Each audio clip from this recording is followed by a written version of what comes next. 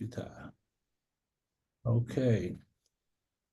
This, the practice I have gotten into fairly recently is because there's only there's maybe I can probably count on one hand or two how many surahs I have memorized. I tried to memorize the smaller ones towards the end of the Holy Quran, and those are the ones I strive to recite when I make my salat. There is a practice where if you're making your salat by yourself, that after you say the Al-Fatiha, you can recite directly from the Holy Quran. And based on what I've read, you hold the Holy Quran in your right hand, you place your left hand on your heart, and you can recite whatever comes to you and make that a part of your salat. And then it's almost like you might have an end phenomena. For example, you might open up the Holy Quran and you kiss it back and forth of the cover and the back, and you just open it up. And then what I'm doing is whatever my eyes come to, I just start reading. And then what I'm experiencing is I'll read something that addresses something that's going on within my mind. Does that kind of make sense? Yes, Yes. sir. Okay. There's a saying that when you want to talk to God, you get on your prayer rug. When you want God to talk to you, you read your Holy Quran. Have you heard that before? Yes, sir. Okay. Um, there was an ayat I came across, and as soon as I started reading this ayat, I saw what I saw. And so I decided, let me go ahead and do the word clearing. And as I was doing the word clearing, everything was lining up as it usually does. So of course, I said, okay, I got to get this down, put it on paper, and share it with the believers that if there's anything that's beneficial in this, we can kind of all use this at our own discretion or for our own benefit. So the concept is it begins with the minister's words. And let me go ahead and start this is based on the minister's words. This is the ayat from the Holy Quran. It's Surah 73, ayats number 10 through 16. And it says, in the name of Allah, the Beneficent, the Merciful, and bear patiently what they say, and forsake them where they becoming withdrawal. Oh, excuse me. Ooh. And leave me and the deniers, possessors of plenty, and respite them a little. Surely with us are heavy fetters and a flaming fire, and food that chokes, and a painful chastisement. On the day when the earth and the mountains quake, and the mountains become as heaps of sand let loose, surely we have sent to you a messenger, a witness against you, as we sent a messenger to Pharaoh. But Pharaoh disobeyed the messenger, so we seized him with a violent grip. As I looked at this, for me, keywords begin to stand out, and I begin to see the tech, and I see the ayats by Allah's grace as equations, um, allegories, and then being that I look at them as equations, when I do the word clearing for me is like putting, if you have an equation that has variables, when you plug in certain numbers, you'll get certain numbers out. Does that make sense? Yes, sir. Okay, it's like the example that we always use is the formula for circumference. If we go through our Supreme Wisdom, our problem book, in every question, we're given the diameter of the planets, except for one. There's one planet that we don't, the diameter is not given to us. But for those where the diameter is given to us, we can calculate the circumference, correct? Mhm. Okay, you plug in a number as an input, and you get an output. If I put in 7,926, which is the diameter of the Earth, my output will be 24,896 miles in circumference. Yes. Yes, sir. Okay, so I look at the ayats in the Holy Quran as equations. I do the word clearing, and when I look at the different definitions for the various words, as I input the definition, the ayats for me, they produce different outputs, and it allows me to get insight into the tech and mathematics, whatever it is where my mind is going. So what we're going to do is we're going to take this ayat and we're going to look at some keywords. And as always, we want to marry the supreme wisdom with the supreme technology. We want to take the allegorical ayats and do word clearing, and we want to take the time to marry it with the tech. And I believe as we go through this, I believe some of us are going to go back on our time track. Now, if some of us become restimulated, we have sisters that are present, I think, that are more than qualified and would be willing to assist outside of the realm of this platform if certain things are brought to the surface that need to be handled. Does that make sense? Yes, sir. Okay, so I believe that this might bring some things up on the time track. Let us begin. So here's the first thought. Okay, all of this is built upon the minister's words that we've been covering these words probably for the past month or so, where he says that the scriptures represent dramas, which have characters, and those characters have names, and those scriptures are stories that actually represent the internal drama that's taking place within us. Does that make sense? Yes, sir. Okay, is there anyone that does not understand that concept? Okay. So when we're reading scripture, we're reading about internal dynamics in the language of parables and similes and symbolism. Now, in order to connect the scriptures with the internal dramas, one would have to have a knowledge of scripture and the dramas, as well as the mechanics of the internal workings of our being. Does that make sense? Say that one again. In order to connect the scriptures with the internal dramas, one would have to have a knowledge of scripture and the dramas that are taking place in the scripture, but we would also have to have an understanding of what's actually taking place within ourselves. Like, for example, in our problem book, it says after learning Islam is mathematics and mathematics is Islam, it stands true, correct? Yes, sir. Okay. Now, whenever you have an and, when you have two clauses or two subjects and you have an and, that's called a conjunction or a union. And in logic, whenever you have a union, you have two statements joined by an and statement. In order for that statement to be true, both those statements have to be true. For example, if I said, now everyone's, you probably can't. Well, let me see if I want to use this as an example.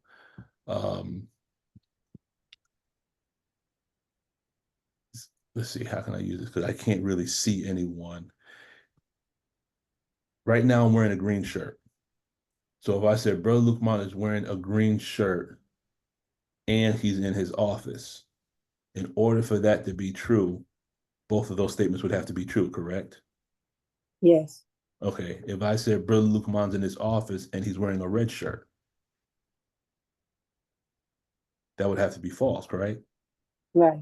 Okay, because don't get misled by the fact that Brother Lukman is in his office. But if he's not also wearing a red shirt, then the statement is actually false. Okay.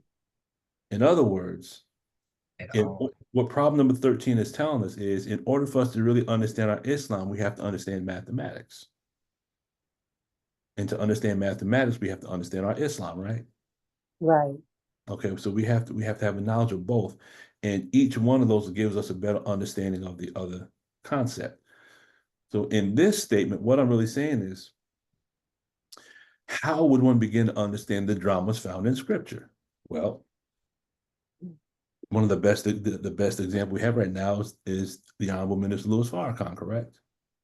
Yes, Yeah. sir. Okay, the Most High Elijah Muhammad. So that is the root of our study of scripture. We have Brother Jabril, we have Mother Tanetta, we have Sister Ava. So we have teachers that take us into how to understand the dramas found in scripture, correct? Mhm. Okay. Now, in order for us to be able to make the scriptures applicable to how the mind works, we would have to study something that explains the internal dynamics of the mind, correct? Yes, sir. Okay. And right now, this is just my opinion. Based on my study, the best explanation given to how the mind operates comes through the supreme technology, through Dianetics. Does that make sense? Yes, sir. Okay. So based on the minister's words, the scriptures are internal dramas with characters and names. And in studying the scriptures, we're really studying the principles of what takes place within. So then the question I have is, would that apply to all scriptures?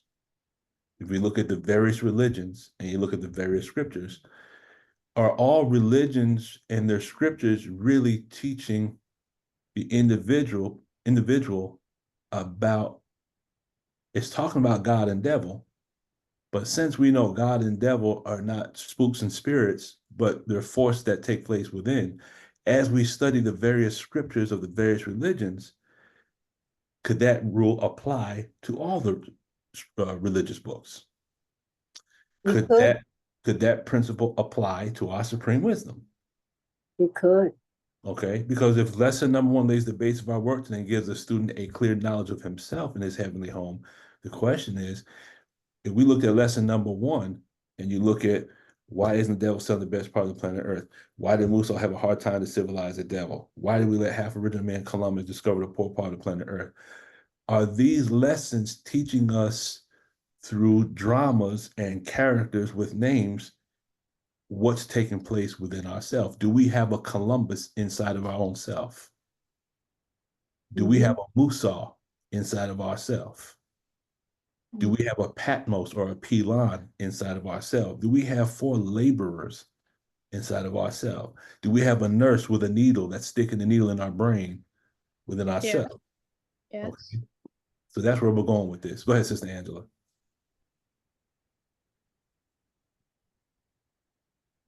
You're on mute, Sister Angela. If you're trying to talk.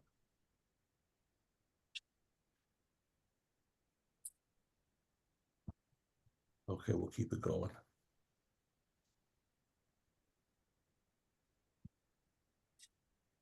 So then the final thought was, if we look at the concept of Pharaoh. Now, originally, this concept started with the study of self-improvement study guide number 1, mixed feeling and controversy, because when you deal with all the messengers and the prophets, then you have the chiefs of the people, the leaders of the people, and then you have Moses that was dealing with the Pharaoh. I began to look at the reading for study guide number 1, which is Surah 7, ayats 59 through 141. And then I looked at that based on what the minister had said, and then asked myself the question, if the messenger within is called the self-accusing spirit, if we have a messenger within, then we would have to have a Pharaoh within. Does that make sense? Yes, sir. Okay. There would have to be a Pharaoh if there's a messenger. And so with that, looking at the study guides now from the standpoint of how can I line the study guides up with the tech?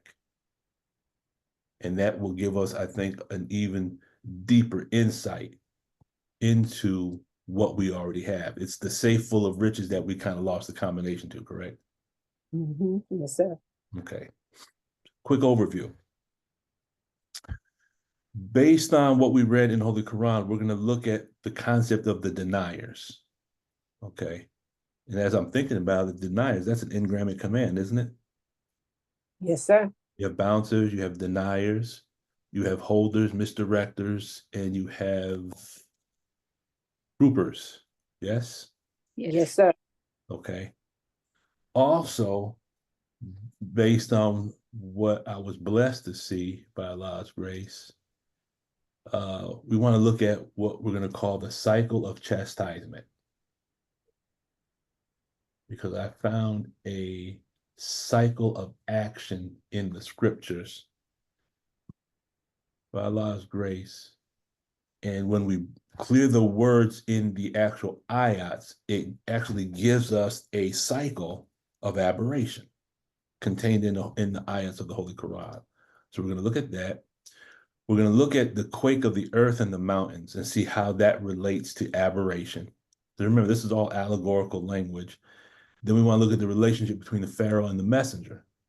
And guess what? When we clear the words, we clear the word for Pharaoh, we clear the word for messenger, it's the same relationship between an aberrated individual and the auditor. Does that make sense? Yes, sir. Okay. And then the fact that Pharaoh was disobedient. Could Pharaoh's disobedience represent what's called inaccessibility of a preclude? We've heard that before, right? Is the person accessible? Yes. Mm. Has anyone Yes. not heard that term Yes. before? Okay. Yes. Okay. Are they accessible? Are they inaccessible? And the Arabic words are going to take us actually right into that. It's interesting how all this lines up. What is meant by the heaven being rent asunder? Okay. First step, let's look at the deniers. So it says, and leave me in the deniers, possessors of plenty, and respite them a little. That's Surah 73, ayat number 10. Brother Bootline, could you yes, just go back to the previous screen just a moment? Sure. This one? Yes, sir. Okay. Okay, thank you. Okay. So we're going to look at the deniers, and that is the Arabic word for deniers. Mukadib, it's the root word is kathaba.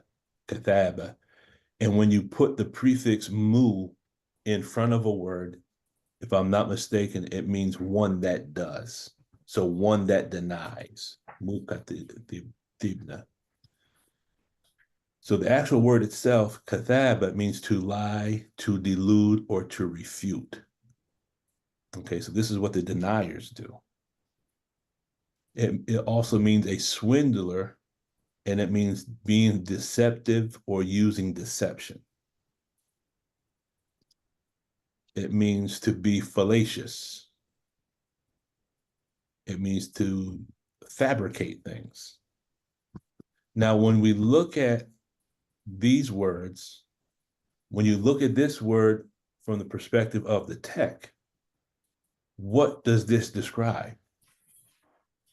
Someone that lies, someone that deceives, someone that fabricates stuff, someone that's just a swindler. What does that describe in the tech? A suppressive? That's a suppressive person, yes?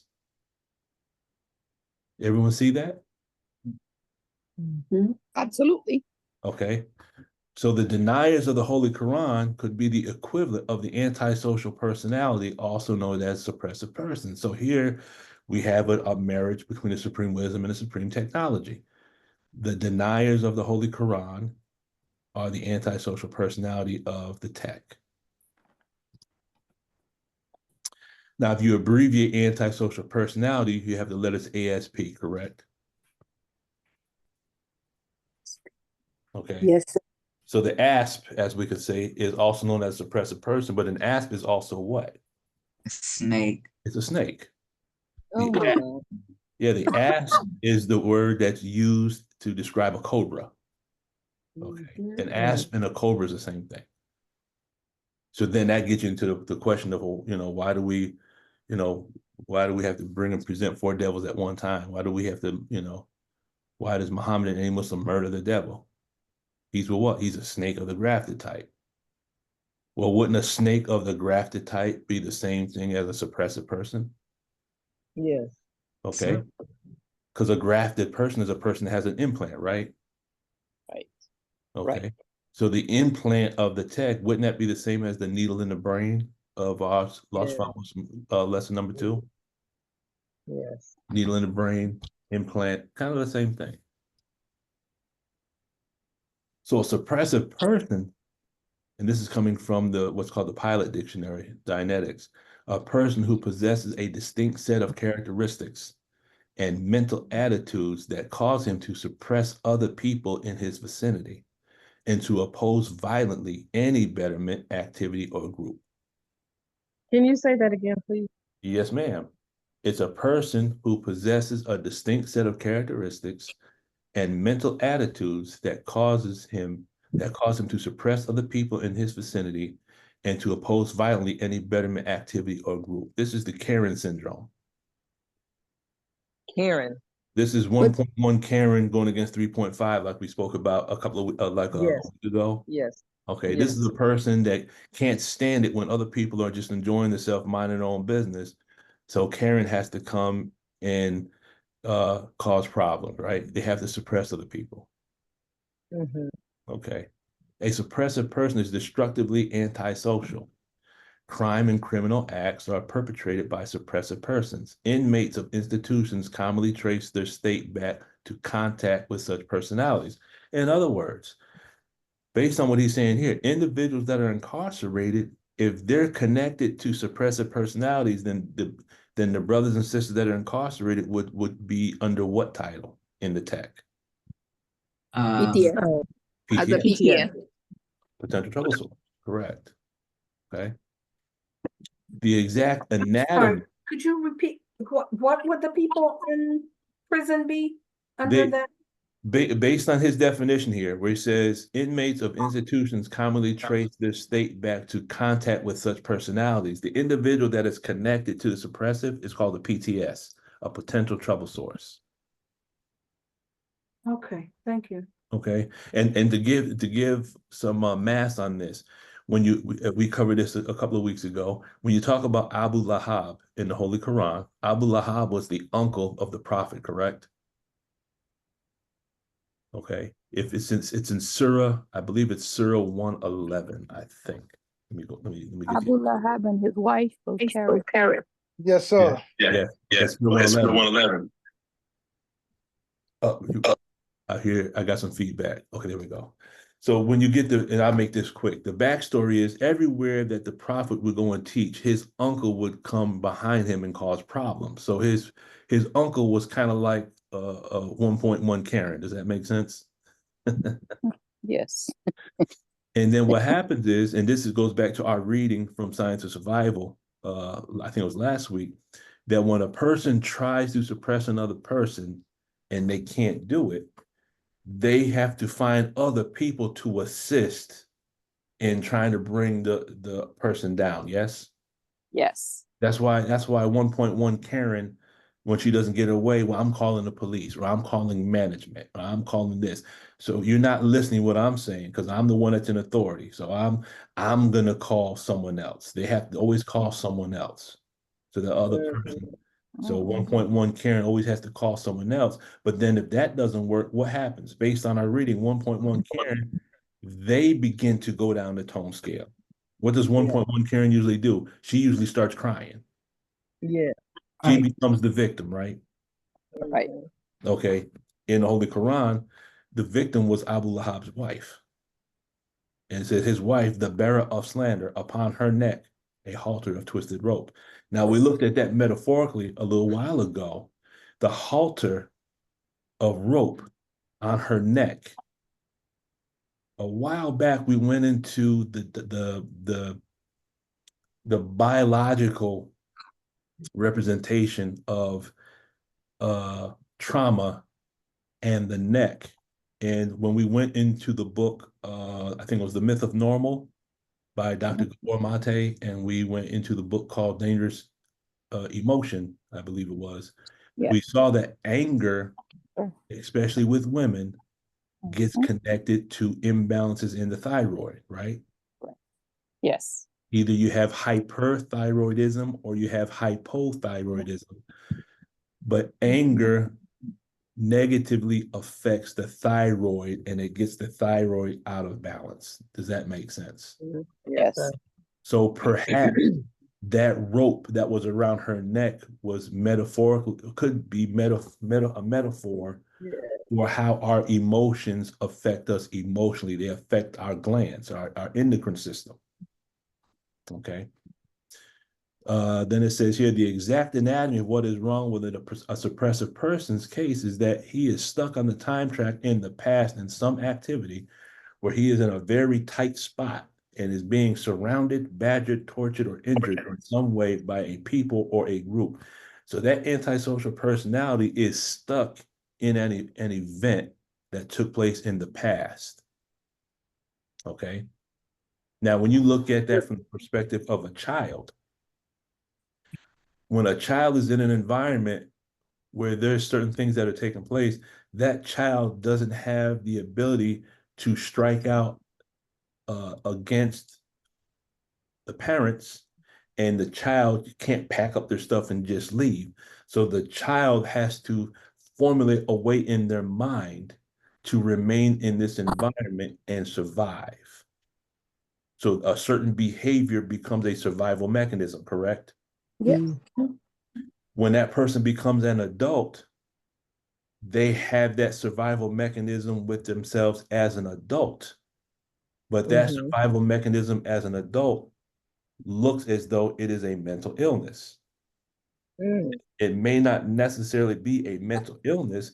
This is a survival mechanism that was used as a child, but now they do it as an adult. Why does he fear now that he's an adult or a big man? Because he was taught to eat the wrong food when he was a child. Right? Okay, that's a principle. So the food, the wrong food that we ate as a child is not that we ate the wrong food. It could be an allegorical representation. Remember, the Savior speaks in formulae. So the wrong food that was eaten as a child represents events that took place when we were children, and we had to produce a survival mechanism. And now our behavior now as an adult is the fact that the adult is still stuck in the mindset of that 5, 6, 7-year-old that went through what they went through as a child. Yes. Yes. Okay. This is amazing. Okay. Say what?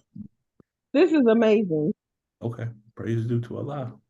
It is amazing when you think about what we went through. If you apply what you just read there to our sojourn through slavery, then that means every one of us is an oppressor, is a suppressor. All of us are PTS. Yes. And then we could become a suppressive to someone else. Right, Okay. All of us are crazy as hell. right. Right. So I'm looking at it as the suppressive person who suppressed me in the examples we gave as we went through that paragraph in trying to survive. That's what I'm looking at. I'm looking at that situation. Yep. Okay. I remember that. Okay. Hey, brother Lukman. Yes, sir, brother Salam. Assalamu alaikum, my brother. Alaikum salam. When you was talking about the prison, you know, I actually could see how the correctional officers using their oppression against the inmates causes the inmates to learn how to manage through that. Those that let me say it right. You know, the officers they suppress inmates to such a point that causes the inmates to react. But those who learn how to manage through that depression and oppression coming from the correctional officers, what would we call that? Brother, what you were having an understanding of that environment, I would look at the fact that in the prison system, there is an individual that acts as a doctor, there's one that acts as a minister, there's one that acts as a nurse, and there's one that acts as a cremator. The prison to me represents Patmos.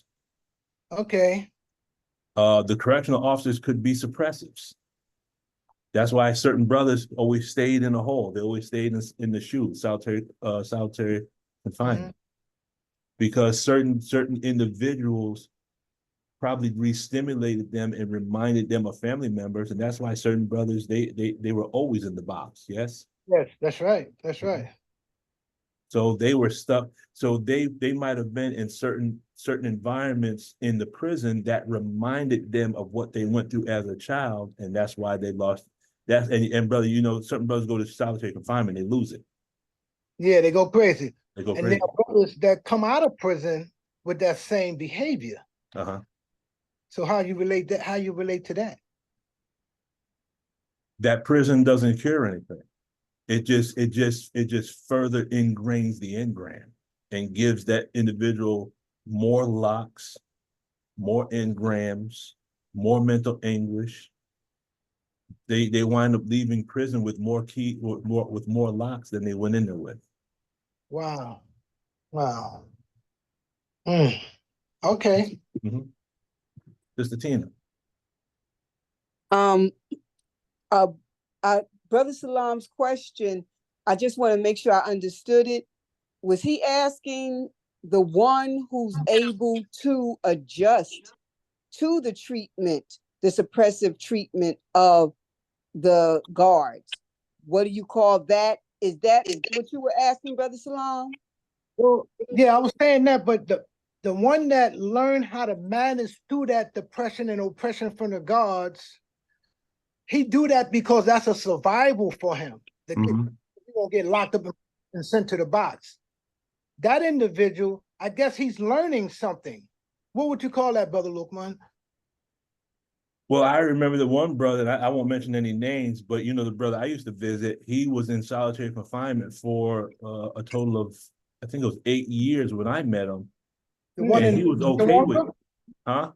The brother in Shawanga? Yes. Okay. So certain brothers can adjust to that solitude, but some brothers, it's like throwing holy water on a vampire. Certain people can't do that. Brother Yeah. Lukman, can I say something? Of course. When Brother Salam asked that question, it made me think about something that I have just studied in Science of Survival about attention units, because our environment can be a 1 on the a 1.1 on the tone scale, and the person could actually be a 3.5. But that environment will bring them down to a 1.1. Of course. And but if they have enough attention units, if they have enough theta, if they have enough life force, they don't stay there, they can come back up. So they're temporarily, and you know, their theta is temporarily interpolated. So that person could have enough of himself available that he can survive, like brother said. You have some brothers that when they're doing their time, there's a saying that, you know, you don't let, you know, you control that time. You have some individuals, and Brother Slime and myself know plenty of brothers that have come up with inventions, patented ideas while they were incarcerated. They actually, their incarceration in a way was actually a blessing. It gave them a chance to come out of the environment of doing what they were doing. And it allowed the creativity, the creative thoughts to come from their mind, and they produced great ideas. That's right. That's right. You know, when I was in prison, Brother Lukman, one of my escapes was art. Painting, drawing, writing. I used to put art on my walls so that when I look at the art, like landscapes, scenery, mountain scenery, it enabled me to escape that environment just by what was around. That was one of my way of escaping the depression and oppression that was in the prison. Yes, sir. So in cause of suppression, and Sister Tina was talking about the person who can get the attention unit back or has enough attention unit to not stay in that suppression. The handling of a suppressive person, well, one of the handling would be to detach. Yes. Detach from that suppression. And that's what Brother Jim describes he did when he was in prison. Yeah, either and so that's what I'm in the process of doing. right. Confront, you know, I think it's handle or detach. Yes. Yes. And I hadn't gotten to that yet, but yeah, I have to detach. And so that's what I'm doing. And so that's helping me. A sister called me and said, "Oh, you sound like you have so much life," because I'm detaching from that suppression. And so that's what we have to do. We either have to detach from it or handle it. And I just feel like it's easy for me to detach so I get my attention units back. And someone else is gonna have to handle that. Yes, ma'am. But that's making me see our people. It's like this is a big thing in the Black community. I don't know about the white community because I've never been in it. But it seems like this is a huge thing for our people that we really need to get a handle on. So yes, sir. And Brother Lukman, is it that detachment that happens in children that presents itself as mental illness when they become adults? Yes. Okay. Yes. It's the survival mechanism that was used as a child now in present time, which means a person can be 40 or 50 or whatever age, but there's a certain part of their psyche or their personality that's stuck in that age. Yeah. Okay. And on a funny note, when we talk about detaching, one of the guys at the fire department bumped into one of the old retired guys. And it was one of the old retired guys that, you know, used to kind of get on individuals' nerves. But he was an officer. So, you know, there's certain things that you can say and you cannot say to an officer. But he's retired now, so it doesn't matter. So this individual bumped into him at a store, and he was saying, you know, he was just talking, starting to annoy the hell out of me. Then he said to the retired guy, he said, "You know what? I just realized my feet work." And then he was like, "What do you mean by that?" He turned and he walked away from him. Wow, beautiful. And I just realized my feet work. He turned and he just walked away. You know, sometimes you got to handle it. The minister is a wonderful example of compassionate handling, because he could have just turned his back years ago. But it's love and compassion that kind of keeps us from doing that. Okay. Let's see. Let's finish up on antisocial personality. It says he has never moved on up the track from there, and today is that point on the track to him. The whole rationale of the oppressive person is built on the belief that if anyone got better, he would be for it as the others could overcome him then. So in other words, he's trying to make himself taller by cutting off other people's heads. Does that make sense? Absolutely. If I let you continue to grow and improve, then you're gonna outdo me. So I want you here with me. You know, misery loves company, right? Like crabs in a barrel. Like crabs in a barrel, yes, ma'am. So he is fighting a battle he once fought and never stopped fighting. So he's stuck in an incident. So whatever happened in his childhood, that person is still there. And they're still fighting. And the individuals in present time remind him of individuals from the past. Does that make sense? Yes. Present time people are mistaken by him for past long gone enemies. Therefore, he never really knows what he is fighting in present time, so he just fights. Go ahead, Sister Shayla. I just want the believers to be aware, very clear, that a suppressive type 2 is petrified of you. Yes. They are petrified of you. It's either them or them, because they intend to kill you. Wow. That's very important that you understand.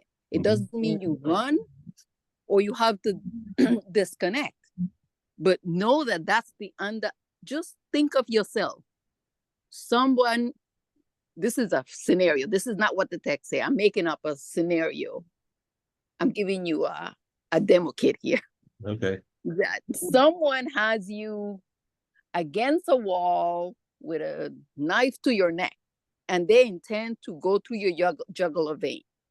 And that's how it occurs to them that you are that threat. And they're going to do everything in their power to squash you, to annihilate you in a nice way, and then give you props. And then you think you're crazy. That's not what's happening. Neurotic. Right. That's the person that set you up at work. They're supposed to be your friend, but they set you up and you wind up either getting in trouble or you lose your job. Right. Correct. Okay. Thank you, Sister Shayla. That is a key point to know that person is terrified. That's in the part for cause and suppression. That person is actually terrified. So yes, ma'am. Thank you. Thank you. So the suppressive person usually commits continuing overts. Okay, when you get into the science of overts, that's when you get into ethics, which is an excellent course. If anyone has a chance, take the ethics course. Yes. Excellent, excellent. So this is also called an antisocial personality. He also calls them a chaos merchant or a fear merchant. Okay, let's look at this cycle of chastisement. So what the cycle of chastisement is, we're taking the principle of the cycle of action and we're connecting it to an ayat from the Holy Quran. So we're marrying the supreme wisdom with the supreme technology. So we call this a cycle of chastisement. So we're going to compare the Holy Quran and the supreme technology. We know the cycle of action starts with start, right? Then you have growth. Then you have conservation, then you have decay, and then you have death. But in the ayat that we read, it starts out with denial, correct? Okay. And leave me in the deniers, possessors of plenty, and respite them a little. That's ayat 11. Ayat 12 says, surely with us are heavy fetters and a flaming fire. So you have the heavy fetters, and then you have a flaming fire. And it says, and food that chokes, and a painful chastisement. So when you look at Surah 73, ayats 11, 12, and 13, that's how we're forming this cycle of chastisement. Does that make sense? Yes. Okay. So we're coming right out of the allegorical representation of the ayats of the Holy Quran, and we're going to line this up with the supreme technology. So when we look at the word denial, we said that is the suppressive person, correct? Everyone with me? Brother Luke, can you repeat that, please? Which part? The ayat? Yes. Okay. So, okay, if you look at, we know the cycle of action, start, growth, conservation, decay, and death. Okay. But when you look at ayats, when you look at Holy Quran, Surah 73, ayats 11, 12, and 13, it represents, to me anyway, it represents a cycle of action. It says, and leave me and the deniers, possessors of plenty, and respite them a little. So this cycle starts with denial. Ayat number 12 says, surely with us are heavy fetters and a flaming fire. So heavy fetters represents the second part of this cycle of action. And then the flaming fire comes as a result of the heavy fetters. So one thing is the cause, and the next thing is an effect, and then it produces another cause. Ayat 13 says, and food that chokes, and a painful chastisement. So all we did was we take ayats 11, 12, and 13, and we plug them into this cycle of action, and we call this a cycle of chastisement. Does that make sense, Sister Shayla? Yes, perfect. Thank you, sir. We're just marrying the supreme wisdom with the supreme technology now.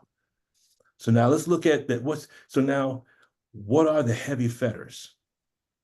What are the heavy fetters, and how does this relate to the tech? So the heavy fetters, in other words, surely with us are heavy fetters. The Arabic word comes from the root word nakala. nakala. And the word nakala means to shrink, to recoil, or to withdraw. It means to make an example of someone. It means to punish someone severely or to torture. It means to teach someone a lesson. It means to force back or to drive back, but it also means to chain. So heavy fetters and chains are the same thing. Does that make sense? Yes. Okay, so this is coming from the Arabic dictionary. So now if you understand what a chain is, and we're going to give the definition, well, when a person has chains, aren't engrams in chains? Yes, they're Okay, chains. so you have certain words that, or certain circuits from various points on the time track, but all the, certain engrams are connected by locations, they're connected by people, they're connected by phrases, correct? Correct.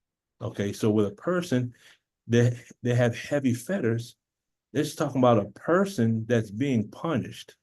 They're being tortured within themselves based on the chains. Does that make sense?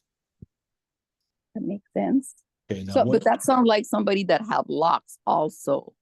Yes. Chain, there's a lock. Yes. Because when you're doing lock scanning, what you're doing is you have a series of locks. So yeah, you can have chains of locks. Right. Okay. So by definition, what is a chain? A series of incidents of similar nature or similar subject matter, a series of recordings of similar incidents. This is why we get irritated or pissed off when certain people say certain things. We attack the person, not realizing I'm attacking you, but that was something that was said to me when I was a child. But I'm coming at you because I'm not even aware I'm snapping at you. I'm not aware of the fact that you've totally just pushed. Remember we talking about pushing buttons? The reason we fly off the handle is because someone pushed our button, but that person is not the one that created the button, correct? Right. Okay. A chain of incidents makes up a whole adventure or activity related by the same subject, general location, or people, understood to take place in a long time period, weeks, months, years, or even billions or trillions of years. Now, I don't know if you watched the video that I sent out where Sister Ava said that individually, our bodies might be 20, 30, 40 years old, but we are 78 trillion years old. Did you see that video I sent out? Yes. Okay, and that's getting into the concept of the genetic entity. That's a whole nother subject. Okay. And engram chains, these are what actually contain the engrams, the secondaries, and the locks. And we know the bottom of the chain is called the basic. Other chains, for example, you have what's called an overt chain.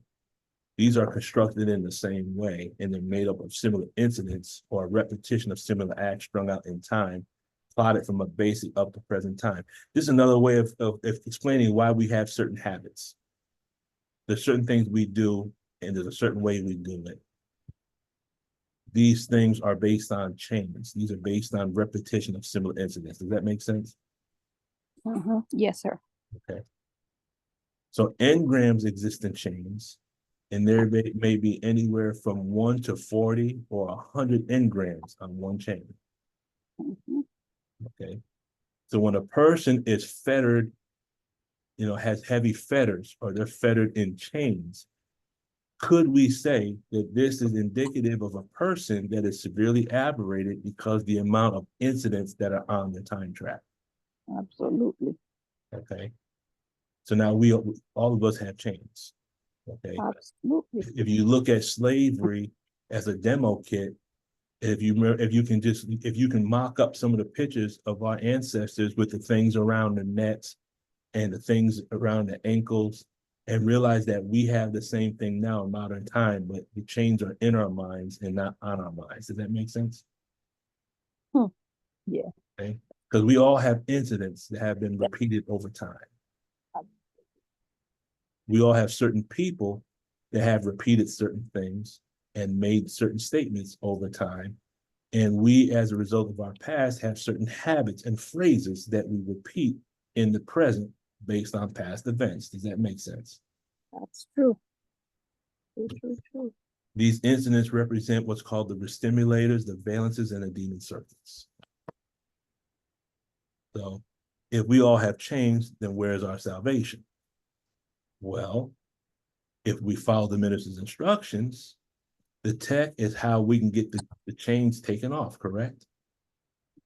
Yes, sir. And those who don't follow the instructions, the chains will remain, yes? Yes. Okay. So here's the cycle again. We know for denial, we connected that to the suppressive person. For the heavy fetters, we connect that with the chains, correct? So far, we've connected 2 out of the 5 from the Holy Quran. We've connected 2 out of 5 to Dianetics technology, correct? Now, Yes, sir. so when our person they're suppressed, they're stuck on the time track. Why are they stuck? They're in chains, correct? Yes.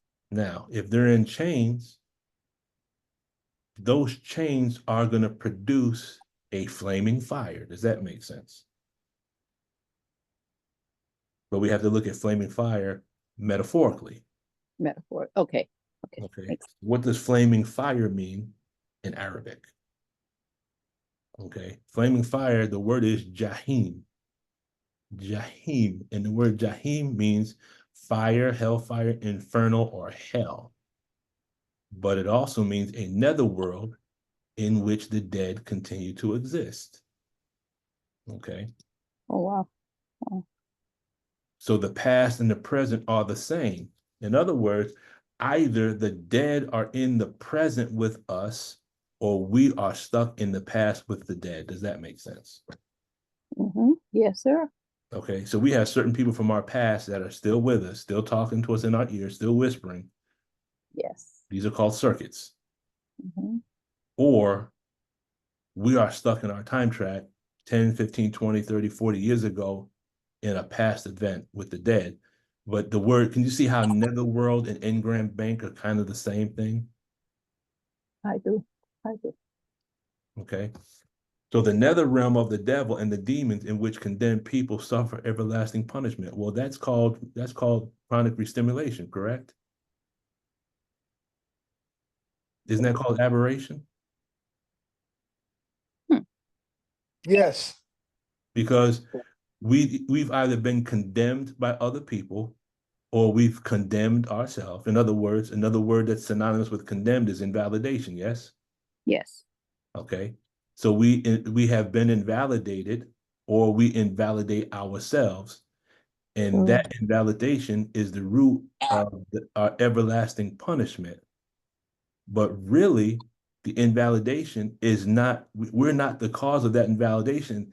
That comes from dead people in our past, yes? So not only do we see dead people, but we hear dead people. Yes, sir. Okay. So really the netherworld, can we say that the netherworld is 2.0 and below? Yes. Okay. The netherworld is the lowest of the tone scale, yes? Yes, sir. Okay. Brother, look, Yes, sir. there's an ayat where it describes an individual talking to another individual, but the other individual is in the hellfire. Uh-huh. Ever read that ayat where he's communicating with someone that's in the hellfire? Yes, sir. Now explain that more. Would that be a person with a flaming fire around them? Or The thought that comes to my mind as you speak about that, if I was to talk about that with the tech, that's almost like the auditor talking to the pre-clear. all right, in real time. In real time. Because all of us that have gone through auditing before, we basically re-experienced hell, yes? Yeah, because we're going through it. Yeah. You know, that auditor has to understand, based on the tone level of the pre-clear, if you look at that chart of human evaluation from Science of Survival, the auditor has to be a certain tone level to even be able to handle a pre-clear that is low on the tone scale. Right. Okay. This fire, this hell, it means a place or state of misery, torment, or wickedness. Well, isn't that aberration? Yes. Isn't that depression? Yes. Okay. Yes. Isn't that apathy or grief? Mm. Okay. So you have a person that is oppressive. They have chains. The heavy chains means that there's a lot of incidents on their time track, and this is the cause of the hell that they're in present time. Yes. That's right. That's Okay. right. It's an extremely unpleasant and often inescapable situation. And it's so bad where some people, we just had a person jump off the bridge last week. They had to do a recovery. People get to a point where they just can't do it anymore. That's how bad it gets.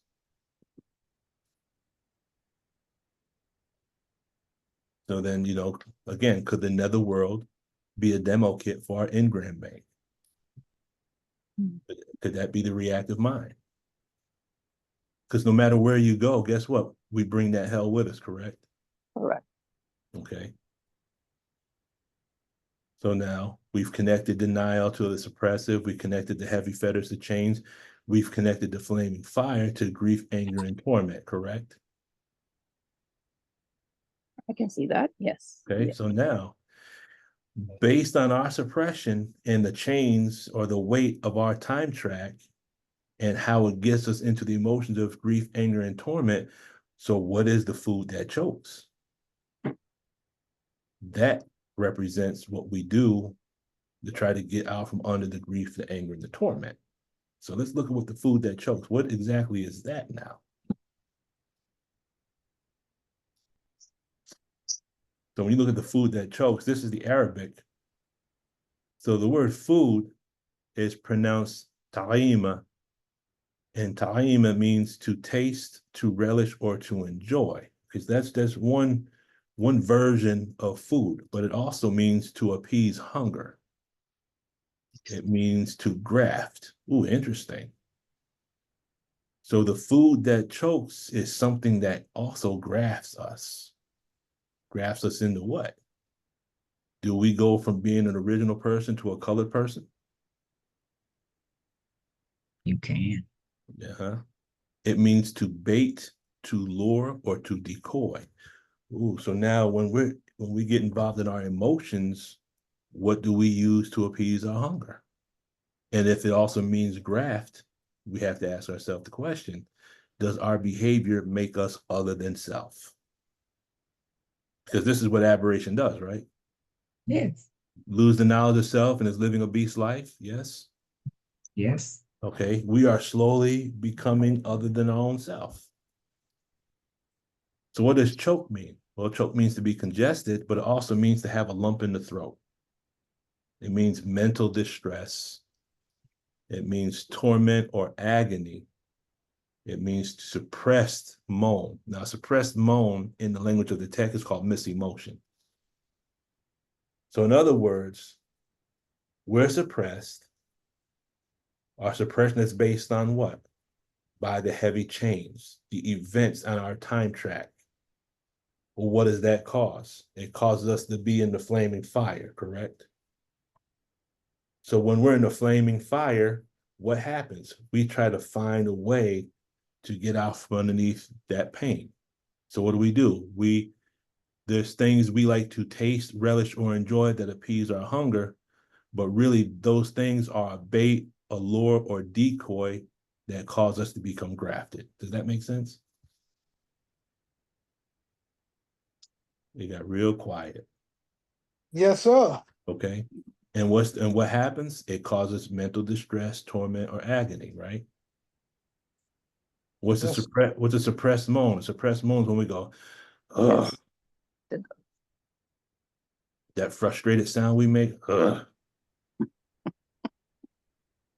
So the food that chokes metaphorically could be the things we engage in that we use these things to get us out from under the emotional pain that we're in momentarily. In other words, what we consume that adds to our it adds to our mental distress, torment, agony, or suppression because we engage in behaviors and activities that we know we shouldn't we shouldn't be engaging in, correct?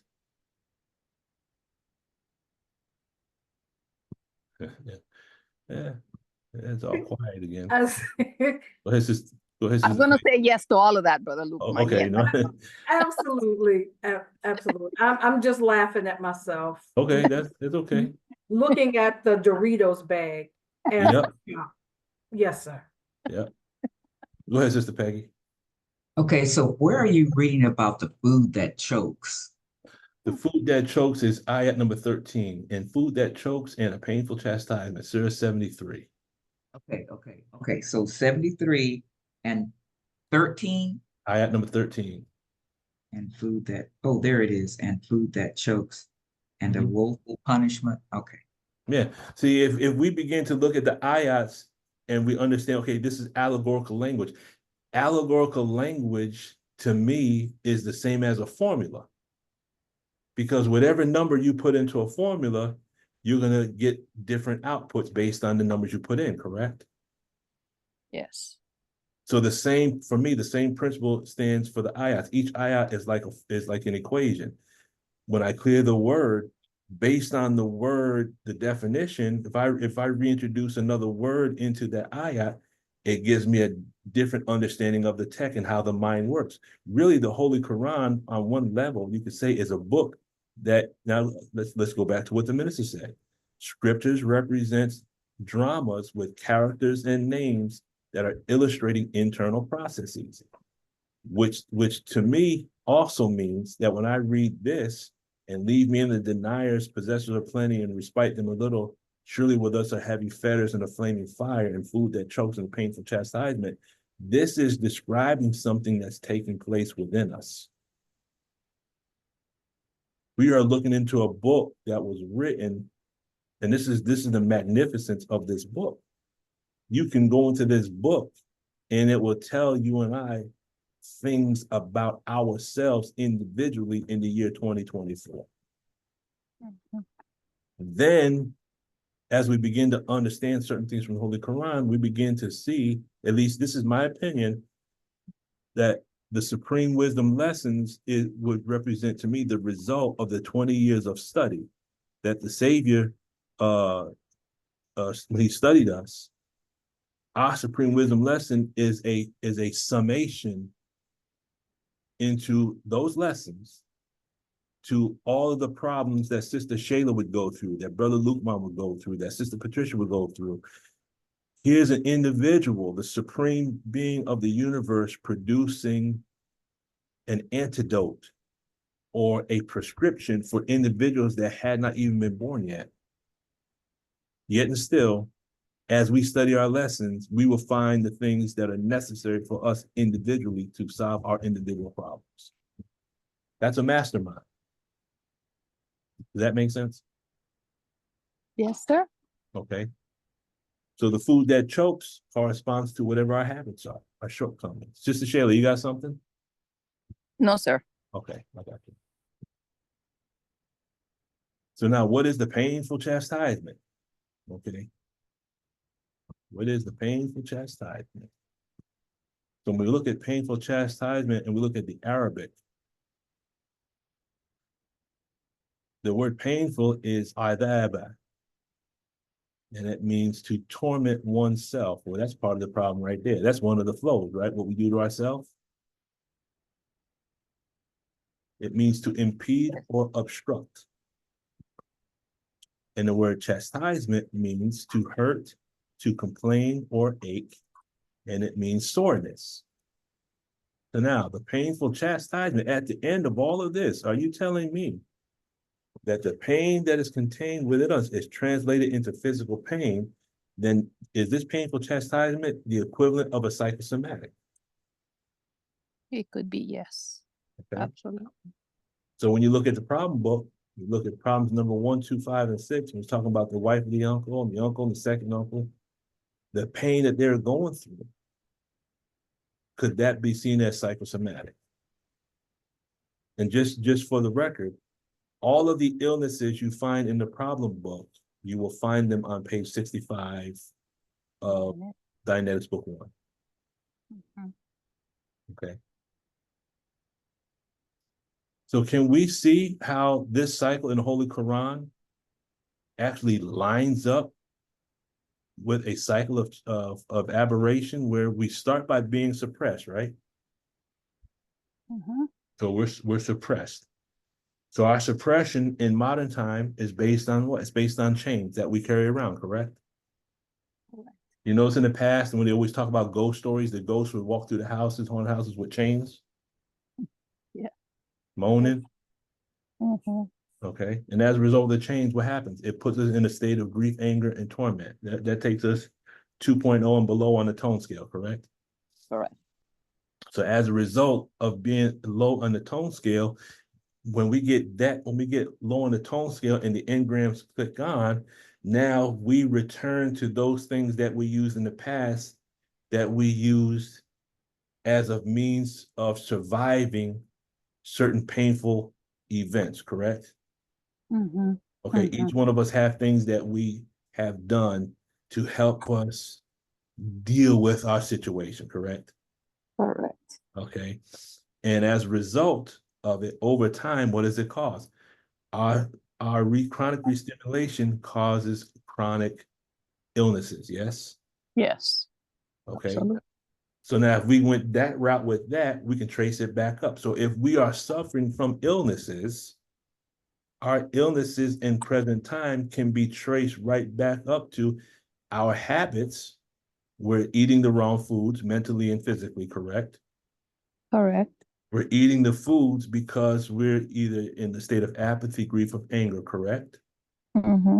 Yes. State of grief or anger or apathy is based on the chains that we carry around, yes? Yes. And the chains are rooted in a suppressive person, yes? Yes. Okay. Sister Peggy. So I have a question. In order for us to do this correctly, we must have this Holy Quran by Maulana Muhammad Ali, right? Because if you use another translation, in the English, they might use different words like for pain and punish, for pain and chastisement. They might use another word and you might miss it. The wording might be different, but the Arabic is still going to be the same. Okay. Yeah, the Arabic is still going to be the same. So if it says kadaba in Maulana Muhammad Ali, the Arabic is going to be kadaba in the A. Yusuf Ali translation. But now if we use the A. Yusuf Ali translation, it'll give us another perspective. It'll give us another wording, and that might actually give us more data, a different way of, and the footnotes might give us more information, might give us more data, but the Arabic is going to be the same. Okay, because this is the one that I have that was translated by the sister from Pakistan. I think this was the first one translated by a woman, but she did it based on some work of her father-in-law. Okay. So I was just trying to figure out if it's going to change anything. No, it's not. It shouldn't change anything. Okay. And then may I say one more thing, please? Of course. Before we leave, before you say your prayer, I have one last thing to talk about. Problem number 2 with Master Farad Muhammad's uncle's wife. Right. So write that note down so you don't forget. I won't. I already have it written down. I already have Okay. it. Okay. Did I see someone else's hand up, or is that it? Okay. So then when you look at ayat number 14, it says, on the day when the earth and the mountains quake and the mountains become as heaps of sand let loose. Now here we have another way of saying something in the form of an allegory, which is really a formula. It's a verbal formula. So now let's say the earth represents the physical body. Okay. So what would the quaking represent? Okay. Could the mountains mentioned here represent the burdens that we carry on our mind. You ever hear someone saying you're making a mountain out of a molehill? I have. Okay. Could the mountain represent the burdens that we're already carrying in our mind, the problems that we carry around? Could these be like mountains? Yeah, Yeah. like Atlas. Yeah. Like Atlas, yes. So when we look at the word quake, the Arabic word for quake is rajafa, or rajafa, and it means to tremble, to agitate, to spread lies, or disquieting talk. Okay. It means convulsions, seizures, violent disturbances, and uncontrolled fits. It's almost describing an aberrated state, correct? Or our response to certain situations. We kind of lose it for a little bit, yes? Yes. Okay. Yes. We're quaking. But now what's this, the heaps of sand? You know, the mountains will become as heaps of sand let loose. Well, if we're saying that the mountains, if we're looking at the mountains as representing burdens that are on the mind, then what are the heaps of sand that are let loose? Well, in Arabic, heaps of sand, it means sand dunes, but it also means nearness, proximity, or vicinity. But it also means, and then we have the word let loose, which means declivity, descending slope, or a downward slope. And it means to deviate, digress, or turn away. So now, will our quaking, meaning our mental disturbance, cause us to be overcome by our own declivity? Okay. Will we become the effect of our own cause? Now that all these things are taking place, will we now become the cause of our own descending down the tone scale? Does that make sense? Yes, sir. Yes, sir. Okay. You know, some people say, well, you got to die from something. Yeah, that's You know, I got to die from something. So, you know, I'm going to go ahead and smoke my cigarettes. I'm going to eat whatever I want, you know, because, you know, we all got to die sooner or later. So why not, you know, we're becoming the effect of our own cause. Does everyone understand that concept? Don't become the effect of your own cause. yes. Okay. Don't become the effect of your own cause. So now let's look at this Pharaoh. Let's look at this Pharaoh person. So could the Pharaoh be a symbol for the reactive mind? Well, what does the word Pharaoh come from in Arabic? The Arabic word comes from the root word, oh, 1 second. The Arabic word means to surpass or to outstrip. It means to divide, to bifurcate, or deflower. So the word surpass means to become stronger or greater. It means to exceed or overstep. And it's synonymous with to eclipse. Question: does the reactive mind eclipse or overcome the analytical mind?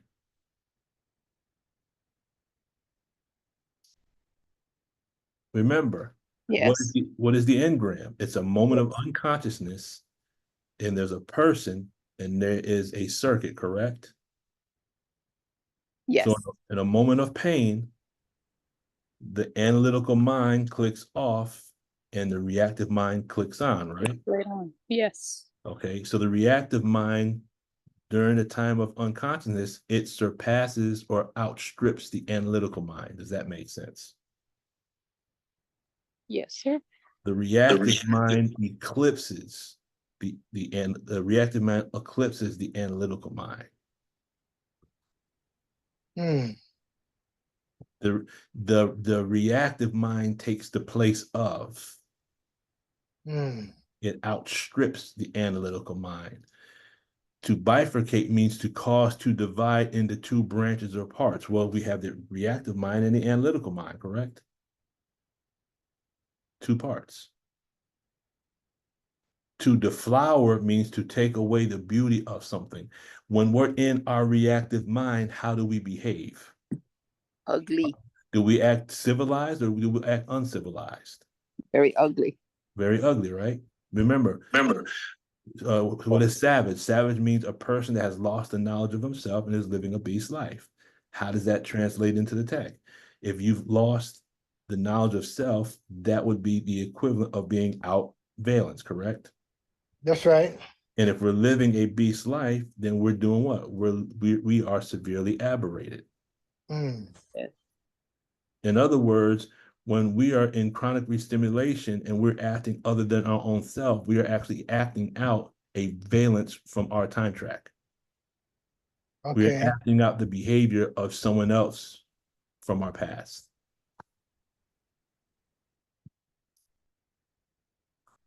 The word deflower comes from the Latin deflor, and it says more at blow. So when we go and trace the word blow, to blow means to move with speed or force. Isn't that how the reactive mind works? Isn't there a force that's present? Y'all with me? Yes, sir. The force that's present, because it causes us to say and do certain things. And then after that, we say, I can't believe I said that. I can't believe I did that. And before we would say the devil made me do it. Well, there's some truth in that on one level, but we have to understand that that devil that made us do it was a devil, was a valence or a person that was someone on our time track, right?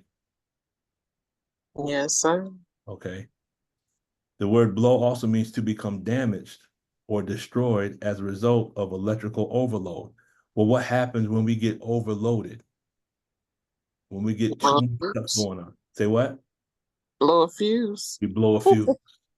And when we blow a fuse, what does that mean? That's the analytical mind clicking off and the reactive mind clicking on, correct? Yes, sir. Okay. Go ahead, Sister Shayla.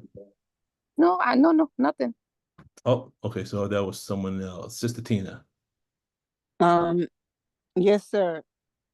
When you had said the reactive mind, when I can't remember exactly how you put it, but when we go off, say stuff that where did that come from or whatever, it's the reactive mind. It's somebody from our past in our reactive mind. So the thought came to me, from the study of self-improvement and the Holy Quran, that could just be a result of our refusal to obey Allah. So we reap the consequences of disobedience. Now, if our nature is righteousness and we naturally are made to think rightly and be righteous, could that be a valence that makes us not think rightly? That valence is the brown germ. What you follow what I'm saying? I'm asking a question. That valence is a personality that has clicked in and it's making us other than our own self. So when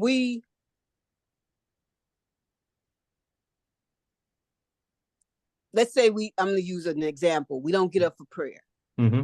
Okay. And it's commanded of us to do our obligatory, rakahs, and we don't do it. I mean, consciously don't do it, not because we're sick or we're in a place where we're not able to do it, but we just don't do it. I want to see this program. I want to look at TV. I want to do this. I want to do that instead. So is that a valence coming in, commanding us not to do? That's a good question. So in other words, and all, well, I won't speak for anyone else but myself, but I'm guilty of that. So the question is, when I choose not to make my salat, when I'm engaged in some other activity and I choose not to stop what I'm doing, Is that a sign of aberration? Yes, Is sir. that a sign of rebelliousness? Well, we would have to be aberrated to, because let's look at it like this. If we were take one thing we enjoy doing, okay, let's say we're doing that, and someone says, look, at 1 o'clock, I'm gonna call, and if you pick up the phone, I'm gonna give you $1 million. Once that phone rings, are we gonna stop doing what we're doing to pick up that phone call? Yes, sir. So why is it that we can't have the same mentality when our phone goes off and it's time to make salat, to talk to the God of the universe? There has to be some sort of aberration that's present there.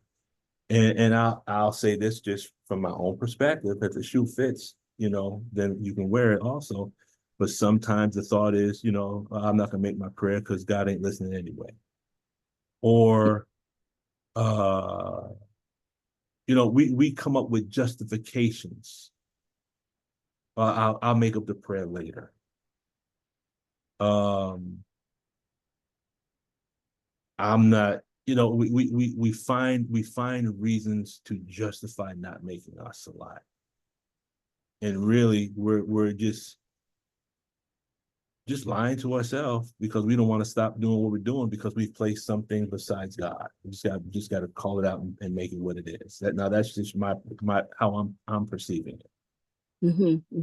Because we're being brought back to our natural self, which is righteous, which is Yes. bowing down and obeying God. Yes. But that aberrated mind, that valence that cause us, that circuit that causes us, wow, because we were disconnected during slavery. We were disconnected from God. Yeah, wow, And see, that goes into a whole other line of understanding the difference between the reactive mind and a genetic entity. And that's a whole nother concept. Okay.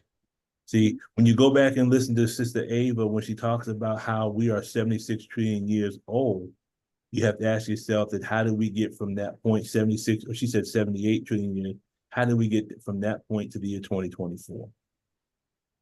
And that's a topic for a whole different discussion. The way it's explained in the text, I'll give a real quick synopsis of genetic entity.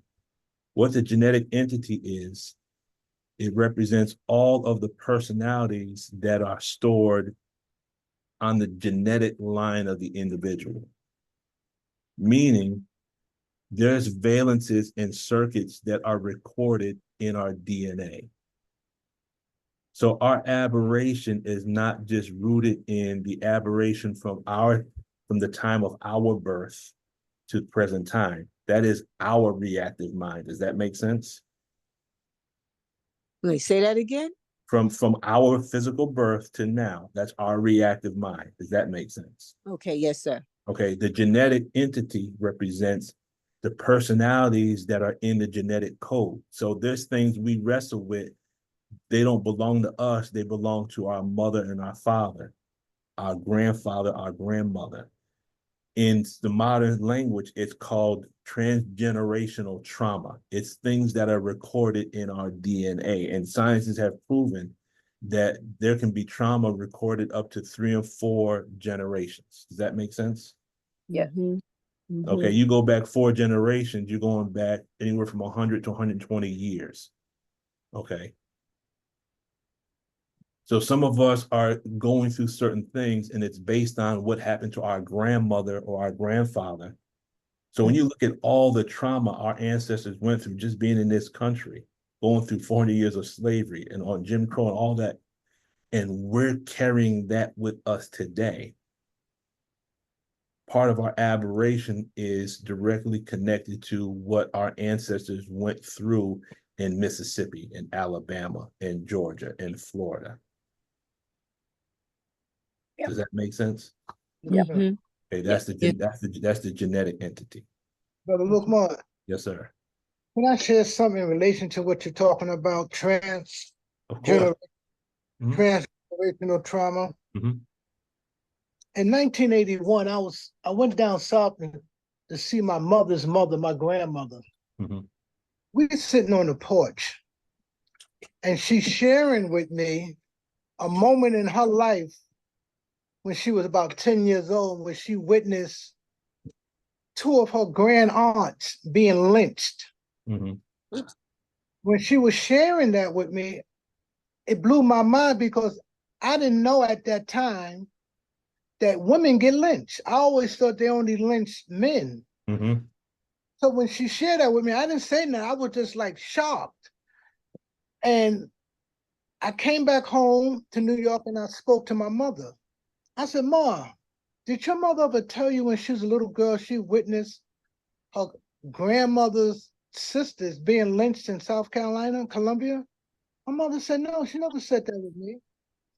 And my mother got 3 other sisters and 2 brothers. Mm-hmm. And I spoke to them, and she never shared that with her own children. Mm-hmm. But she shared it with me, her grandson. I was her first grandson. And I said to myself, why would she share that with me? I guess she felt I could handle it. Mm-hmm. But when I speak to my aunts and my uncles, she never shared that with her. Mm-hmm. I've been carrying that in my spirit since I was in my 20s. Mm. So this transgenerational trauma, even though I know what she said, but I'm feeling it in a way that, damn, I wonder if I'm going through something behind that. Even though I'm not feeling nothing like, but I wonder if it's affecting me because I'm the only one she shared that with. Mm-hmm. What would you relate to that? We're carrying around baggage, brother. Mm. Some of the baggage we know about, and some of the baggage we don't know about. We just know that it's baggage. Mm. Some of it is based on our lifetime, and some of it's based on what's in our genetic code. Mm. Yeah. Yeah, I just wanted to share that because that was a moment in my life, man, that stayed with me until this very day. Mm-hmm. I have that on my timeline of me knowing that this happened in my family line. Mm-hmm. And I'm eager to go down to South Carolina and do some research around that time period. I think it was around 1910. Uh-huh. See who those two women was. Because sometimes when they lynched us, they reported in the newspaper. Mm-hmm. So I'm eager to go down to South Carolina and do some research on that. Mm-hmm. Yes, sir. That's all I want to say. Thank you, Brother Salam. Sister Tina. What Brother Salam just shared, would that be considered a secondary painful emotion? It could be. And what he plans on doing as far as researching, that's education. So that would be a valid therapy. Valid therapy. Okay. Mm-hmm. Yeah. Okay. Also, the word blow means to be bad in quality or to stink.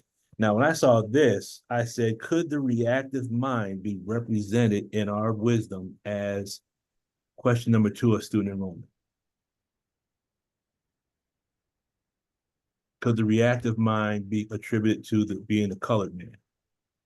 Yakub, the devil, the skunk of the planet Earth. Could that describe our behavior when we're operating in our reactive mind? Yes, sir. In other words, who is the original man and who is the colored man? Could that be talking about the analytical and the reactive? Yes, sir. Okay, yes, now we're looking at it. That's a good point, Brother Lukman. Thanks, all praise due to Allah. Can I share something with you in chapter 18, verse 18? Go ahead, brother. Read that, because you're talking right into that. Chapter 18. Verse 18, where an individual was leaving out of the caves of Europe, and somebody gave him a coin to go to town to get some fresh food, but told him to behave himself and don't let nobody know about us. I'm paraphrasing. Read that surah, ayat 18, verse 18. Can this be relating to that? And thou mightest think them awake while they were asleep, and we turned 19. them about to the right and to the left, with their dog outstretching its paws at the entrance. No, 19. I meant 19. Okay. And thus did we rouse them that they might question each other. A speaker from among them said, how long have you tarried? They said, we have tarried for a day or part of a day.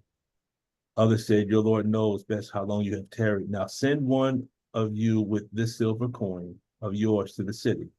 Then let him see what food is purest, and bring you provision from it, and let him behave with gentleness, and not make their case known to anyone. So what it's saying is there's a behavior going in this individual. They're telling him to behave himself. So can that be relating to what you're saying right now? Well, brother, you've given me another assignment. I gotta parse through this. Because you know, when they came out of the caves of Europe, they had a behavior that was really very vexing. They was evil. So, but here's how I look at that, and this is just my opinion. How long were they in the caves based on the Holy Quran? 309 years. I mean, according to the Holy Quran. Right. I always look at that. Again, this is just me. You said how many years? 300? It said 300 and we add 9, right? Yes. No, I said 300 and we add, is it 9 or 10? Yeah, 9. 9, yes. So 300 and add 9, to me, when you add 300 years and then you add 9 to 1555, you get what year? 1864. 1864, which is what? The year they claimed that Abraham Lincoln signed the document to free us. Right. So 300, so that 310 years, I always try to look at how does this represent, in other words, the cave representing North America. Yes. And it says, and thou wilt kill thyself with grief, sorrowing after them. So you have grief and you have sorrow, and you have 310 years, 309 years. I always looked at that as connected to our sojourn here in North America. Yes. So, Sister Shayla. This was a while back, but remember that when you were speaking about the reactive, all of this being the reactive and the analytical mind, that the Honorable Elijah Muhammad gave us a wake-up message. So this is a wake-up message. And it's kind of like taking us in higher realms of understanding. If we take that approach, and when you observe the beauty of so-called African Americans or Blacks from here, and you look at what generational trauma has done, and look at the beauty that these people produce in the midst of crazy, you have to conclude, which was where you started, that they must be gods. Because from that to this, it's an amazing way of handling all of this and still be who you are in this present time. That's where I was going with that. It's just amazing to me. And I'll add this to it. And Sister Shayla and Sister Patricia, if you have some data on this, please share it. But when you look at the sub-zero tone scale, because remember the tone scale begins at -40, correct? Yes. Okay. Can Dianetics book 1 work on an individual who is below 0?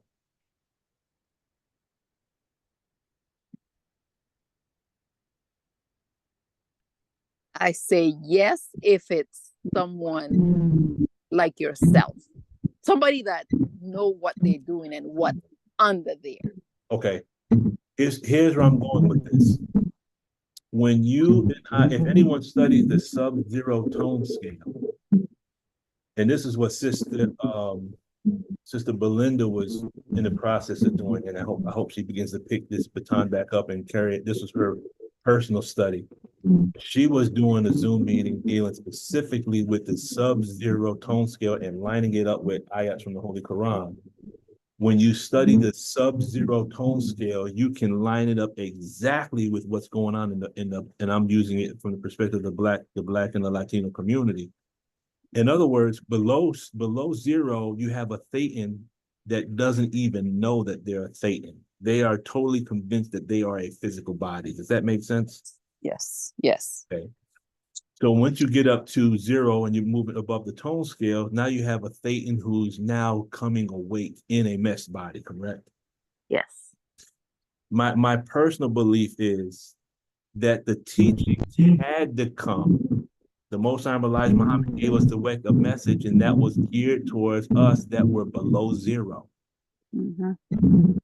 To get us up to a point where we can handle the tech, to use the tech as, and the tech would take us deeper into what we already have. That kind of makes sense? Perfect. Yes. Okay. All right, let's go ahead and land this plane. Give me that one more time. Say it again. Say the thing you said one more time. That if you look at the sub-zero tone scale, and you can look at it line by line, and it lines up perfectly with the Black community. So when the Most High Elijah Muhammad comes with the teachings at that time period, the tech or book one would not have worked on us. We had to have a special teaching in order to wake us up. Dianetics book one wouldn't have wakened us up in the state that we were in.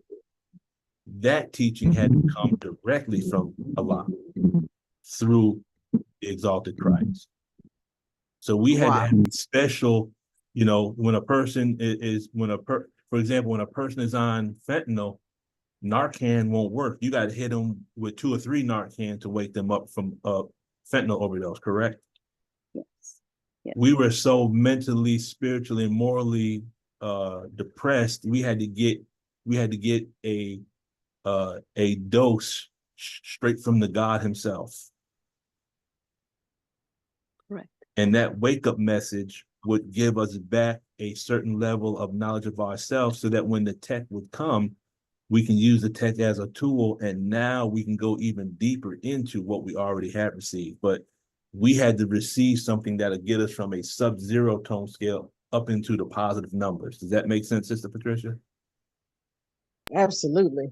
Okay. Brother Lukman. Well, Sister Tina, go ahead. When you were saying about the sub-level tones, on the tone scale, the sub-levels on the tone scale, and the thetan does not even know it's thetan, I think it's just a body. I had to say yes, because I was in the world. And yes, that was my mentality. And I've been thinking about that lately, how far Allah has brought me from where I was. I didn't even know. Go ahead. That I was connected to God or my people. I was, so yeah, I can totally relate to that, what you just said. We had to come up from below zero. Yeah. Yes. Oh. Yes. Brother Lukman, what level was the Caucasian people in putting us in that state? What level was they on? Well, if they're telling lies, stealing, and mastering the original people, they would have to be either below 2.0, but they could also be sub-zero themselves. That's serious. Yeah, brother. It is what it is. Brother Lukman? Yes, ma'am, Sister Shayla. Can I contribute something from my perspective? Yes, ma'am. Right now, in 2024, when the believers get Dianetics and distribute it to our people, is when the planet, you'll see a difference. Because the most skillful auditor that is not you cannot do what each and every one of you all do with our people, no matter how skillful they are, how trained they are, or what level they are. And I don't want you all to forget that. You are a special people to do a special work. And I have seen it at both levels. I can tell you, they don't have that. And they don't have, they're two different interests. Mm-hmm. Yes, ma'am. Thank you. Oh, thank you. Okay, let's land it. So when you look at the messenger was sent to Pharaoh, correct? Let me go back to 73. Okay. So it says, and we sent to you a messenger, a witness against you as we sent a messenger to Pharaoh. Okay. So when you look at the word messenger, the word messenger is Rasul. Now I'm gonna give you what the word Rasul means from the Arabic dictionary. And then you tell me, who is this describing, or what is this describing? From the Arabic dictionary, the word Rasul, go ahead, Sister Shayla. No, my hand, no. Oh, nothing. It just went back up, okay. Oh. Might be a glitch in the matrix. It means to correspond or to carry on a correspondence. The word Rasul means to contact. It means to release. It means to discharge. You would think I'm reading this from the Dianetics textbook, right? Yes, sir. Yes, sir. This is from the Arabic. This is from the Arabic dictionary. Wow. Rasul means to vent. It means to talk freely. It means to be friendly or intimate. What is that describing? Communication, some kind of communication. Yes, it's describing communication. What else is it describing? An unaberrated person. Say what? Unaberrated. It's describing an unaberrated person. Isn't this describing, isn't this, go ahead. No, I was going to say ARC. ARC. Elijah Muhammad, yes. But isn't this all describing the work of an auditor? Yes. Yes. Yes, sir. Because you know as well as I do, the Scientologists, they do carry on correspondence, don't they? Yep. Yes, sir. They do. They will call you and they will mail things to you, correct? Yes, sir. Okay. And when we audit, don't we say contact the emotion? Contact the somatic? Yes, sir. Okay. Aren't we trying to get a release? Yes, sir. Okay. Wow. It isn't auditing a type of what's called to vent? Yes. Yep. Okay, what is venting? Venting in a person is the same thing we do as firefighters when we have to vent a building. When you're breaking windows in a house, you're trying to release the trapped gases and the heat. So we call that vent the building. When you're allowing a person to vent, you allow them to talk so they can release the trapped emotion. That makes sense. Okay. Wow. So the word Rasul in Arabic is describing the characteristics and the works of an auditor. That's right. Okay. So now what is this concept of accessibility? It says, but Pharaoh disobeyed the messenger. Now, when I looked at this, I said, okay, if Pharaoh represents the reactive mind and the messenger represents the auditor, then somehow, here's a thought that came to mind. By a lot of grades, I said Pharaoh was not accessible. Said Pharaoh was not accessible. Wow. Okay. So when I look at the word disobeyed, the Arabic word for disobeyed is ayasa, which means to refuse. It means to become difficult, and it means to become inaccessible. I said, yep, there it is right there. Brother Lukeman, Yes, ma'am. Pharaoh didn't believe Right. And so in auditing, if someone does not believe in the process, they wouldn't be accessible either, right? That's exactly what I'm talking about. Mm-hmm. They're not accessible. Mm. So if the minister is the one that's delivering the message, then when a person is refusing the text, aren't they disobeying the messenger? Yes. Yeah. Okay. Wow. Okay. Yes, sir. Okay.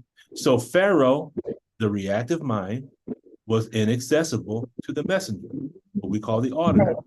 That's right. Or we could say Pharaoh, the aberrated individual, was inaccessible to the messenger, the Honorable Minister Louis Farrakhan. Wherever he says go, go, and he says stay from, right? Right. Okay, well, what is accessible? Accessibility is the desire of the preclear to be raised. I want you to use that word raised. In Arabic, that's called al-qiyama. That's the resurrection. To be raised on the tone scale by processing. It's the desire of the individual to attain new and higher levels of survival and the betterment of mind and body. Accessibility is the willingness of the preclear to accept auditing and the ability of the auditor and the preclear to work as a team to increase the position of the preclear on the tone scale. In social sense, accessibility is the state of being willing to have interpersonal relations. For the individual himself, accessibility with self means whether or not an individual can recontact his past experiences or data. A man with a bad memory has memories which are not accessible to him, but a case is considered accessible when it will work willingly with the auditor, no matter how occluded the case may be. Right. Accessibility is roughly proportional to the amount of free theta existing on the case, but this ratio may be interrupted by inhibitions, educational, or engrammic. In other words, Pharaoh was not accessible. Brother Lukman, Yes.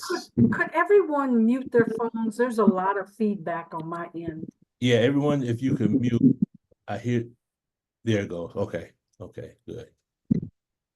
Let's see. Quick summary. That cycle of action, does that fit into ayah where we have the start? We still got that feedback. If everyone could just mute your phone or mute your computer or your phones. Okay. So the suppressive person, we could say is not accessible, correct? We could say that growth, it starts as a result of the change that we have on our time track, and that those change produce the flaming fire, which is the grief, anger, and torment. And then what happens when we go through grief, anger, and torment? You know, we go through painful situations. We're like a dog that returns to its vomit. We go back to our old habits. And then what happens? Over time, the emotions that we carry around can either turn into psychosomatic illnesses or they become actual diseases. So could the Pharaoh be a demo kit or an allegory for the reactive mind or the genetic entity? Could the messenger be the equivalent of the auditor? And that's where we will end it right there. Yes. Does that all line up, family? Yeah. Perfect. Oh, yes, sir. Yes, sir. Okay. Could you go back to the previous slide, please? Yes, ma'am, I can. Go here. Go here. And let's go. This one right here? Yes, sir. Thank you. So can we see how we could take ayats from the Holy Quran, or we can take the reading assignments from our self-improvement study guide, and we can line up what the minister has already given us, line it up with the Holy Quran, and take the tech and connect all three together, which allows us a better understanding of the self-improvement study guides. It gives us a better appreciation for the Holy Quran, but it also gives us a better and a more deeper understanding of the tech. Because now we can make it applicable. Because now we can kind of use our Holy Quran as a self-processing. In other words, take the time and look at ourselves and say, okay, When do I act like the Pharaoh? When do I act like the messenger? What is my flaming fire? What chains are fettering me? What old behaviors do I fall back into? Why do I fall back into those behaviors? Where did I learn that from? Because remember, when we're engaged in certain behaviors, 9 times out of 10, we're either reenacting things that happen to us or things that we witness happen between other people, right? The different flows, correct? Yes, sir. Okay. So now we can really take the self-improvement study program and go even deeper, making it more applicable to ourselves externally. But then we can take the same thing that the minister's given us and align it with the tech. So now we can take the self-improvement and really attack our reactive mind through the study guides, because now we're connecting it all together. Does that make sense, family? Oh, yes, sir. Okay. Yes, sir. Yes, yes. Sister Peggy, you wanted to share something about problem book question number 2, the wife of the uncle. Okay, so I've been studying this and I'm hoping it doesn't mean that I landed on the answer. It's just my opinion, what I've been doing and what I found. My son sent me this because I'm still dealing with it. I'm still wrestling with it. And my son is taking this course. Oh, golly. Oh, my son is taking this course called The Route to Infinity. Mm-hmm. Have you had taken that course? Yes, ma'am. Okay, so on the page that he sent me, the gradient scale of beingness. Of what? The gradient scale of beingness. Uh-huh. Okay, 32 means starting to get into the beingness along all the dynamics. Mm-hmm. So what I was thinking is that this sister has all these problems, but we also have the answer to our problem. Mm-hmm. This, and I'm looking at it for me too, that I have the answer to my problems because I have a sense of beingness. I'm over 32. I register more than 32, which means I have a little bit more than just a sense of beingness. And on the book cover, it has, you remember what it looks like? It has an 8 and a 0. Actually, the 8 looks like an infinity sign. It's 888-808. It's 80. It's a square and a circle, and in the circle is a triangle, and then there's the infinity sign, and then a 0 after it. Uh-huh. So to me, that means that she was troubled with frequent. Oh, her pulse is nearly 80 times per minute. So the 80, oh, where did it go? The 80 is not necessarily how many times her pulse beat, but see, it's 80. Mm-hmm. But it stands for something very, very powerful.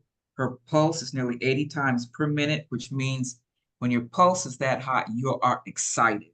Mm-hmm. You are excited. So then she has a sense of beingness and she's excited about it. And it says she died at 47. She didn't drop her body. She was transformed because she could transform herself with the knowledge that we're receiving in this study.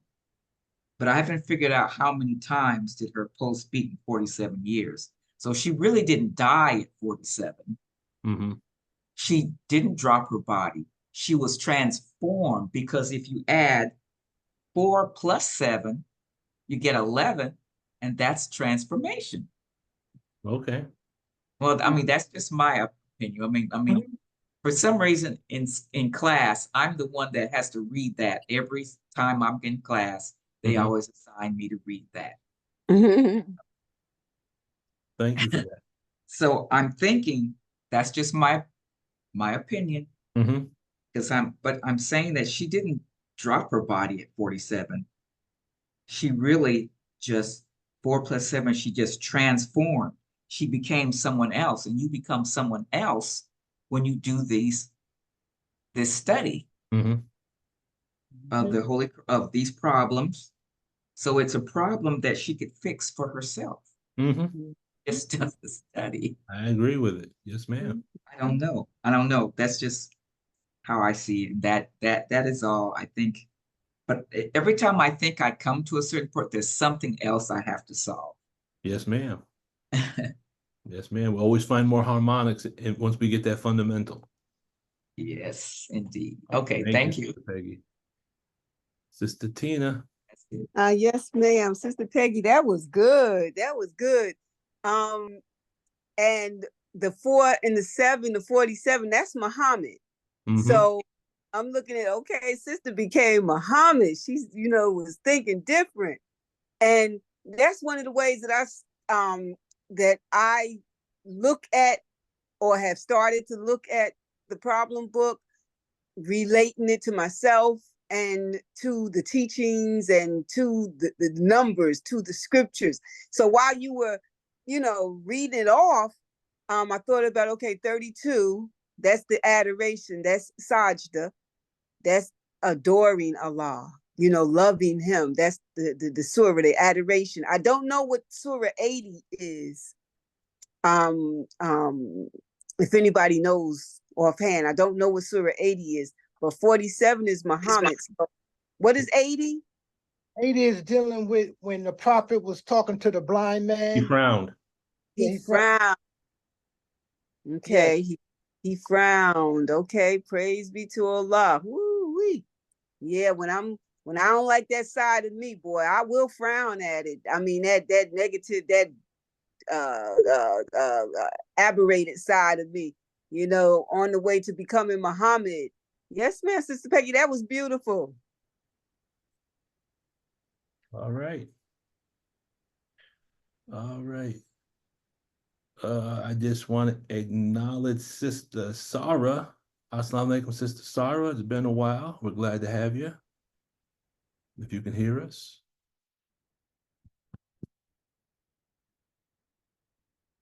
You're on mute if you're trying to talk to us.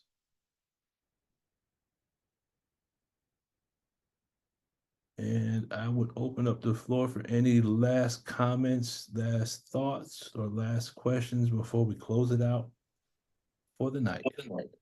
I truly enjoyed this presentation, Brother Lukman. This was wonderful. All praises due to Allah. Thank you.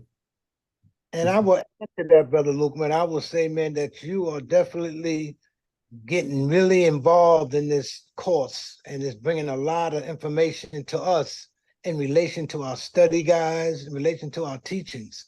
Keep doing the great work that you're doing, brother, because to me, you're in the forefront of this. Praise be to Allah. All praise due to Allah. Thank you, Brother Salam. My goal is just to get us back on the study. We don't see it. We don't see the importance of it yet, and I hope I'm wrong, but when the minister departs, we're gonna have our work. We're gonna have our work cut out for us. Sister Shayla. I just wanted to thank Sister Peggy for bringing this problem because now I see it in a whole, like I've never seen it before. Thank you so much. Thank you. Like I never saw it before. Surah 80, it just, I had a cognition because as we complete this evening of studies, it just kind of like, I see Surah 80 in a whole complete different light. I see the wife, I see myself in a whole different light. So thank you. And I know it's late, so I won't get into it, but thank you. From a whole different mathematical perspective. Thank you. Ma'am. Thank you. All praise due to Allah. Is that it, family? No more questions, thoughts, cognitions? All right. Brother Lukman? Yes, ma'am. Sister Shayla has her hand up. No, I'm done. Yeah, she just finished speaking. Just two things that Brother Turquan is currently on with Closing the Gap for anybody that wants to get onto that program. Do you have that link handy where you can put that in the chat? I don't have it handy, no, sir. Okay. And also, will we be having the meditation this coming Tuesday? Tuesday from 7 o'clock to 7:45, we will have our meditation, PM. And then we will have our Zoom meeting at 8 o'clock, God willing. So 7 to 7:45 is the meditation. 8 o'clock is our meeting where we would discuss what it is that we might have experienced during our meditation. But the goal is for us to be able to sit still and get quiet, basically, and learn how to go within and talk to God. Yes, sir. Get connected to our Savior. Brother Lookman, after this conference call, I'm gonna give you a call. Okay, yes, sir, most definitely. All right, family, let us go ahead and close out in prayer. Sister Shayla, did you have something else? I just saw your hand go back up again. Okay, I guess not. All right. Attention. No. I seek refuge in Allah from the accursed Satan. In the name of Allah, the Beneficent and Merciful. All praise is due to Allah, Lord of the worlds, the Beneficent, the Most Merciful. Master of the day of judgment in which we now live, the alone that we serve, thine aid do we seek. Please, Allah, guide us on the straight path, the path upon whom thou hast bestowed favors, not the path upon whom thy wrath is brought down, nor of those who go astray if they have heard thy teachings. Ameen. Ameen. I mean. Assalamu alaikum, family. Walaikum salam, everyone. Walaikum salam.